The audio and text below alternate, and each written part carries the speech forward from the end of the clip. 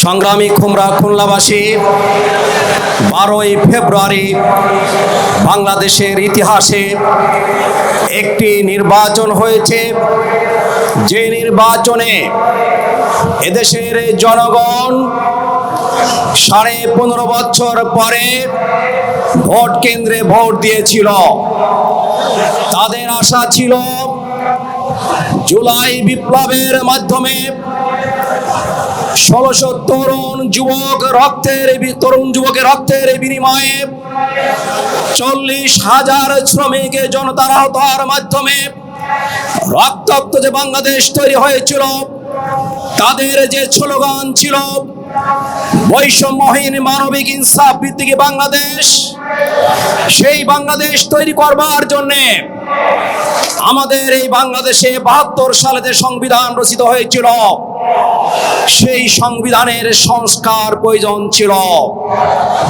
সেই সংস্কারের জন্যই 2টা নির্বাচন হয়েছিল, 2টা ভোট হয়েছিল।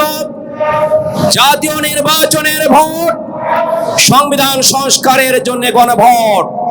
এদেশের জনগণ গণভোটের পক্ষে সংবিধান সংস্কারের জন্য ভোট দিয়েছিল, কিন্তু বর্তমান নব্য পেশিবাদী সরকার জনগণের মতামতকে উপেক্ষা করে গায়ের জোরে সংখ্যাগরিষ্ঠ থাকার কারণে সংসদকে ব্যবহার করে গণভোটের রায়কে তারা ধূলিসাৎ করে দিয়েছে, জনগণের হৃদয়ে তারা আঘাত করেছে।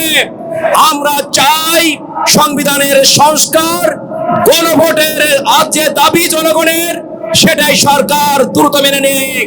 না মেনে নিয়ে বিগত 5 বার যেভাবে বাংলাদেশ থেকে বিদায় হয়েছে, বাংলাদেশের জনগণ এদেশকে কারোর পরে ইজারা দেয়নি।